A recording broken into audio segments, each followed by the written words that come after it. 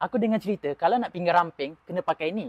So, ini adalah waist twisting disc, alat senaman terbaik untuk pinggang. Aku pun first time tahu alat ni sebab ada orang recommend. So, jom kita tengok. Keluarkan. Okay, dia macam ni. Okay, ni aku pilih warna purple. Ada macam-macam warna lagi. So, dekat sini tempat letak kaki. So, dia ada macam biji-biji untuk urut sekali. Dan ada juga dua pemegang tangan dekat sini. Serta dia boleh pusing 360 darjah. Macam mana nak guna? Jom aku ajar. Cara senamannya mudah sangat. Letak dekat bawah. Lepas tu kita diri dekat atas ni. Dan pusing saja. Macam ni lah. So, korang lakukan selama 15 minit sehari. So, nanti lama-lama pinggang korang ni bolehlah menipis macam tu. Tak? So, cubalah untuk bersukan. Macam ni.